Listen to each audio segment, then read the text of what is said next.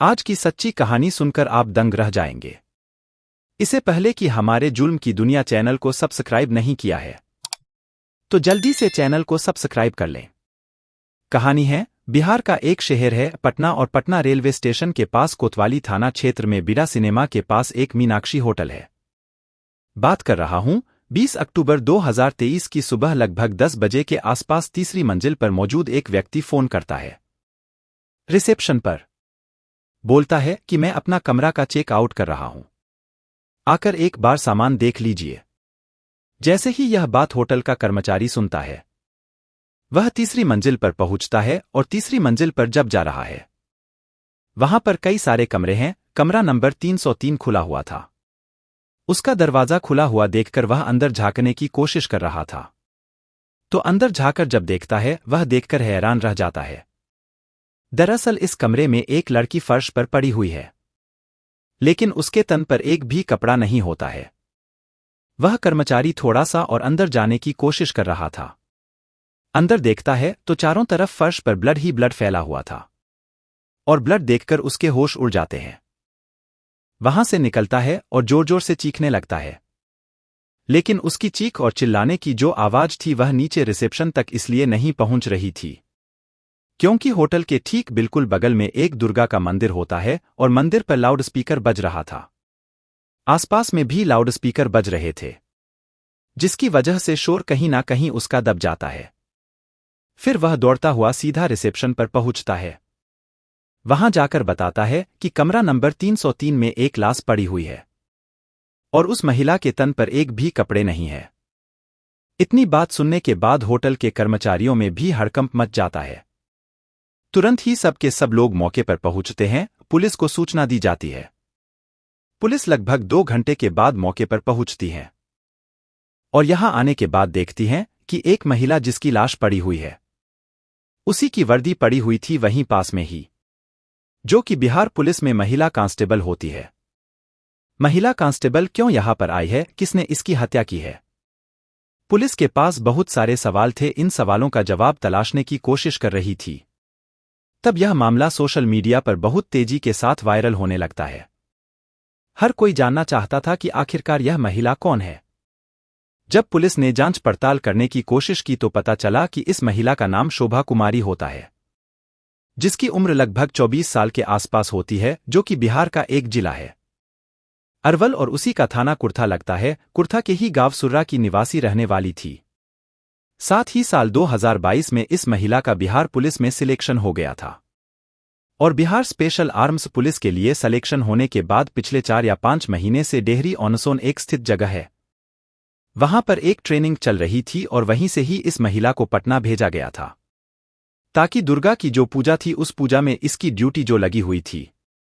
और इस महिला की जब हत्या हो जाती है तो यह बाकी पुलिस वाले की हत्या होना यह बहुत बड़ी बात हो जाती है। पुलिस इस मामले की जांच पड़ताल में जुड़ जाती है। सोशल मीडिया पर खबर वायरल होने लगती है। अब पुलिस इसमें और पड़ताल कर रही थी। तभी पुलिस को 3 पेज मिलते हैं, 3 पन्ने मिलते हैं। वहां से पुलिस को बहुत ज्यादा अहम जानकारी मिलती है। दरअसल कहानी शुरू होती है गजेंद्र यादव से। गजेंद्र यादव ने पिछले दिनों उनकी कई साल पहले इसी अरवल जिले की कुर्था में एक कोचिंग सेंटर बनाया हुआ था। इस कोचिंग सेंटर पर वह पढ़ाया करता था और उस पर एक बड़ी सुंदर सी लड़की आया करती जिसका नाम होता है शोभा कुमारी। शोभा कुमारी वहां पढ़ती थी और पढ़ते पढ़ते वह तैयारी भी कर रही थी। तभी इसी बीच में दोनों एक दूसरे के बड़े करीब आ जाते हैं। वह कहता है कि मैं तुमसे प्यार करता हूं और लड़की को भी इससे प्यार हो जाता है। अब लड़की भी अपने घर जाती है, लड़का भी अपने घर जाता है। दोनों ही अपने अपने घर जाकर अपने परिवार वालों से बात करते हैं। यानी कि लड़का जो रहने वाला था वह जिला जहानाबाद का थाना काको लगता है। वहां का एक गांव है दमुया। दमुया में अपने पापा से अपनी मां से कहता है कि मुझे एक लड़की से मोहब्बत हो गई है, मैं उसी से शादी करना चाहता हूं। तो घर वाले ने कहा कि हमें कोई ऐतराज नहीं है, यदि तुम दोनों आगे भविष्य में खुश रहना चाहते हो या तुम्हारी दोनों की मर्जी है तो हमें इस बात से कोई ऐतराज नहीं है। खासकर लड़की के परिवार ने भी इस शादी को लेकर कोई ऐतराज नहीं जताया। उनकी आपस में 2 परिवार की राजी के बाद शादी हो जाती है। शादी की बात दोनों ठीक ठाक रह रहे थे, लेकिन लड़की की जिद थी कि वह पढ़ना चाहती थी और पढ़ने की वजह से उनके पास इतने पैसे थे नहीं। तभी लड़के ने अपनी कुछ जमीन बेची और जमीन बेचने के बाद अपनी पत्नी को लगातार वह कोचिंग करा रहा था। और कोचिंग करते करते साल 2022 में इस महिला का बिहार पुलिस में सिलेक्शन हो जाता है। सिलेक्शन होने के बाद वह लगातार ट्रेनिंग पर थी, या कहीं उसकी जहानाबाद जैसी जगह पर उसकी ड्यूटी चल रही थी। ड्यूटी होने के बावजूद भी इस महिला को छुट्टी नहीं मिल रही थी। जब जब उसका पति उसे बुलाने की कोशिश करता था, कहता था कि बहुत दिन हो गए हैं, घर आ जाओ, तुम्हारी जो बेटी है। यानी कि अब फिलहाल साल 2023 में उसके 4 साल की बेटी भी है। बेटी अपनी मां को याद करके बहुत परेशान थी, क्योंकि बेटी पापा के साथ दादी और दादा के साथ ही रह रही थी और मां को याद करती थी। तब उसका पति बार बार कहता था, शोभा तुम घर आ जाओ, और बेटी बहुत ज्यादा इंतजार कर रही है। लेकिन पत्नी का एक ही बात होती थी, पत्नी कहती थी कि छुट्टियां नहीं मिल पा रही हैं, जिसकी वजह थोड़ी दिक्कत हो रही है। अब इसी हिसाब से वक्त आगे बढ़ता चला जाता है और इन दोनों के बीच में कहीं ना कहीं मनमुटाव रहने लगता है। तभी इस लड़के ने अपनी तरफ से जासूसी करना शुरू कर देता है। यह पता करने की कोशिश करता है कि आखिरकार उसकी पत्नी आती क्यों नहीं है। तभी उसको कुछ जानकारी मिलते हैं। उसको पता चलता है कि एक एसएसबी में, वह भी पुलिस फोर्स में ही होता है, लड़का जिसका नाम धीरज कुमार होता है। धीरज कुमार उनकी दोनों के नजदीकी आपस में बढ़ जाते हैं। दोनों एक दूसरे के साथ वक्त बताने की कोशिश भी कर रहे थे और उसने जो 3 पन्नों का पेज पर लिखा था, उस 3 पन्नों के बीच में दावा किया था कि 29 जून 2023 को उसने छुट्टियां ली और छुट्टी लेने के बाद वह सीधा घर आने की वजह अपने प्रेमी धीरज कुमार के पास रहने चली गई और 1 जुलाई को घर पर आती है। ससुराल में पूरे 1 साल में सिर्फ 2 दिन का उसके पास वक्त मिला था। 2 दिन ही वह पूरे साल में आई थी और जब उसे लगातार अपनी पत्नी की जासूसी करना शुरू करता है, पता करने की कोशिश करता है, तो उसको लगता है कि धीरज कुमार से उसकी नज़दीकियां बहुत ज्यादा बढ़ गई है और इसी वजह से बहुत ज्यादा परेशान रहने लगता है। डिप्रेशन की लगातार दवाइयां खाने लगता है और दवाई खाते खाते वह बहुत ज्यादा दिमागी रूप से बीमार होने लगता है। बीमार रहते रहते परेशान था, इसकी इलाज चल रहा था। इसी बीच में उसकी पत्नी से बातचीत करने के बाद पता चलता है कि 16 अक्टूबर 2023 को उसकी ड्यूटी भागलपुर से लग जाती है, पटना में जो दुर्गा की पूजा होने वाली थी। और इसी बीच में 16 अक्टूबर को यह अपने घर से निकलता है। घर से निकलने के बाद सीधा पटना पहुंचता है और यह देखने की कोशिश कर रहा था कि उसकी पत्नी कहां रुकती थी, कहां जाती है, कहां नहीं आ जाती है। इसी बीच में अपनी पत्नी से कहता है कि मैं तुमसे मिलना चाहता हूं।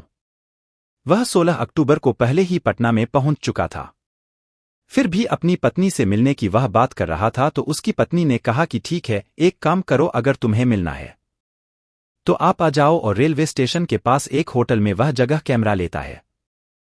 अपनी पत्नी के लिए 19 अक्टूबर 2023 की शाम को पहुंचता है। कहता है कि हमें एक रूम चाहिए, हमारी पत्नी भी आएगी।